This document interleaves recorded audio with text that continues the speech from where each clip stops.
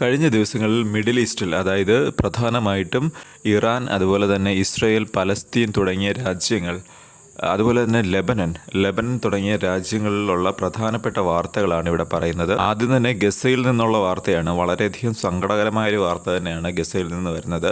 അതായത് ഇസ്രയേൽ നടത്തിയ ഒരു അറ്റാക്കിൽ 50 പേരാണ് മരിച്ചിരിക്കുന്നത്. ഈ മരിച്ച ആൾക്കാരിൽ സ്ത്രീകളും കുട്ടികളും എല്ലാം തന്നെ ഉൾപ്പെടുന്നുണ്ട്.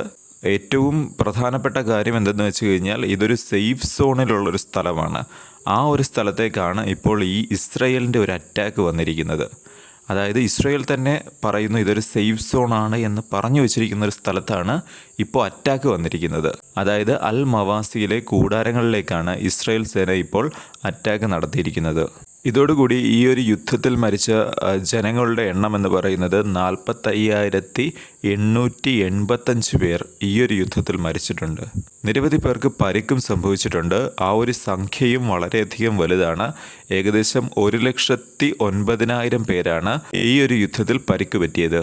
ഈ ഒരു കണക്ക് എന്ന് പറയുന്നത് ഒക്ടോബർ 7 ശേഷമുള്ള കണക്കാണ്. അതായത് ഒരു വർഷവും കുറച്ച് മാസങ്ങളും മാത്രം, അതിനുള്ളിലാണ് ഇത്രയും വലിയ ഒരു മരണസംഖ്യ നമ്മുടെ മുമ്പിലേക്ക് വരുന്നത്.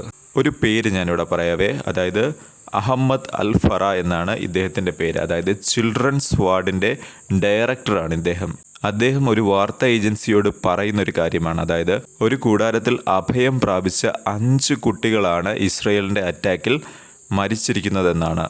കഴിഞ്ഞ 12 മണിക്കൂറിനുള്ളിൽ ശക്തമായ അറ്റാക്കാണ് ഗസയിൽ ഇസ്രയേൽ നടത്തിക്കൊണ്ടിരിക്കുന്നത്. അതിൽ ഏറ്റവും കൂടുതൽ പ്രാധാന്യത്തോടു കൂടി അവർ അറ്റാക്ക് ചെയ്യുന്നത് ഈ അൽ മവാസി മേഖലയിലുമാണ്. ഇത് സംബന്ധിച്ചാണ് നിരവധി റിപ്പോർട്ടുകൾ വരുന്നത്.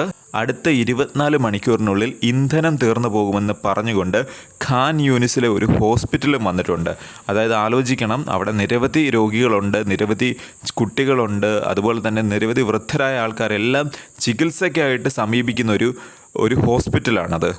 അവിടെ ഇത്തരം ഒരു ഇന്ധനത്തിൻ്റെ ഷോർട്ടേജ് വന്നാൽ തീർച്ചയായിട്ടും അവിടുത്തെ പ്രവർത്തനങ്ങളെ അത് ബാധിക്കുക തന്നെ ചെയ്യും. ഇത്തരം ബേസിക് ആയിട്ടുള്ള ചില കാര്യങ്ങളെങ്കിലും അവിടെ പ്രൊവൈഡ് ചെയ്യേണ്ടതാണ്. അതായത് ഗസയിലെ സാധാരണക്കാരായിട്ടുള്ള ജനങ്ങളെ വരിഞ്ഞു മുറുക്കുന്ന ഒരു കാഴ്ചയാണ് ഇപ്പോൾ കാണാൻ സാധിക്കുന്നത്. മറ്റൊരു വാർത്ത വരുന്നത് അമേരിക്കയിൽ നിന്നാണ്. അതായത് ഇസ്രയേൽ ആരോപിക്കുന്ന യുദ്ധക്കുറ്റങ്ങൾ അതുപോലെ ചെയ്തിട്ടുള്ള സുഡാനിലെ ആർമി കുറ്റക്കാരാണ് എന്ന് അമേരിക്ക ഇപ്പോൾ പ്രഖ്യാപിച്ചിരിക്കുകയാണ്. അതായത് ഇസ്രയേലിനെ കുറ്റക്കാരായി പ്രഖ്യാപിക്കാതെയും സുഡാനിലുള്ള ഈ ഒരു ആർമിയെ അവർ കുറ്റക്കാരായി കാണുകയും ചെയ്യുന്ന ഒരവസ്ഥയിലാണ് ഇപ്പോൾ അമേരിക്ക നിൽക്കുന്നത്. അതായത് സുഡാനിലെ സായുധ സേനയ്ക്കെതിരായ യുദ്ധത്തിൽ സുഡാനിലെ റാപ്പിഡ് സപ്പോർട്ട് ഫോഴ്സും അതിൻ്റെ സഖ്യസേനകളും വംശഹത്യ നടത്തിയതായി തൻ്റെ സർക്കാർ, അതായത് അമേരിക്കൻ സർക്കാർ തീരുമാനിച്ചു എന്നാണ് അമേരിക്കൻ സ്റ്റേറ്റ് സെക്രട്ടറി ആയിട്ടുള്ള ആന്റണി ബ്ലിങ്കൻ ഇവിടെ പറഞ്ഞിരിക്കുന്നത്.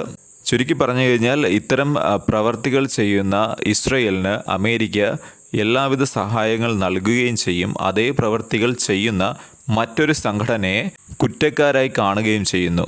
അതായത് ഒരു സുഹൃത്ത് രാജ്യമായിട്ടുള്ള ഇസ്രയേലിനെ, അമേരിക്കയുടെ സുഹൃത്ത് രാജ്യമായിട്ടുള്ള ഇസ്രയേലിന് വേണ്ട എല്ലാ സപ്പോർട്ടുകളും, UN ആവശ്യമുള്ള സപ്പോർട്ട്, ഇപ്പോൾ ആയുധങ്ങൾ വേണമെന്നുണ്ടെങ്കിൽ അത് അമേരിക്കയിൽ നിന്നാണ് ഇസ്രയേൽ പോലൊരു രാജ്യം ഏറ്റവും കൂടുതൽ ആയുധങ്ങൾ ഇറക്കുമതി ചെയ്യുന്നതും ഏറ്റവും കൂടുതൽ ഇസ്രയേലി സേന ഉപയോഗിക്കുന്നതും അമേരിക്കൻ നിർമ്മിതമായിട്ടുള്ള യുദ്ധസാമഗ്രികളാണ് കൂടുതലായിട്ടും ഉപയോഗിക്കുന്നത്.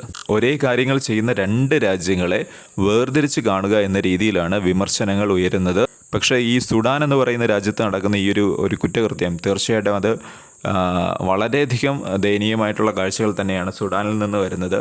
അതായത് നിരവധി ആൾക്കാരാണ് അവിടെ മരിച്ചു വീഴുന്നത്. അത് സംബന്ധിച്ച് നമ്മൾ തീർച്ചയായിട്ടും ഒരു വീഡിയോ ചെയ്യും. എന്താണ് ഈ സുഡാനിൽ നടക്കുന്നത്, അതുമായിട്ട് ബന്ധപ്പെടുത്തിയ എന്തൊക്കെ കാര്യങ്ങളുണ്ട്, എന്തൊക്കെ കാര്യങ്ങൾ നമുക്ക് അറിഞ്ഞിരിക്കണം എന്നുള്ളത്. മറ്റൊരു വാർത്ത വരുന്നത് ലെബനീസ് പ്രധാനമന്ത്രിയുടെ ഒരു പ്രസ്താവനയെക്കുറിച്ചാണ്. അതായത് അദ്ദേഹം പറയുന്നത് ലെബനനിൽ നിന്ന് തീർച്ചയായിട്ടും ഇസ്രായേലി സേന പിൻവാങ്ങണമെന്നാണ്. ശക്തമായ ഭാഷയിൽ തന്നെയാണ് അദ്ദേഹം ഇത് പറയുന്നത്. ഇദ്ദേഹം ഇങ്ങനെ പറയുന്നതിനായിട്ടൊരു കാരണമുണ്ട്. അതായത് ഇസ്രായേലി സേന ലെബനനിൽ കുറച്ച് നാളുകൂടെ തങ്ങിയേക്കാം എന്ന രീതിയിലൊരു സൂചന വരുന്നുണ്ട്. ഇത് മുന്നിൽ കണ്ടുകൊണ്ടാണ് ഇപ്പോൾ ലെബനീസ് പ്രധാനമന്ത്രി ഇങ്ങനെ ഒരു പ്രസ്താവന നടത്തിയിരിക്കുന്നത്.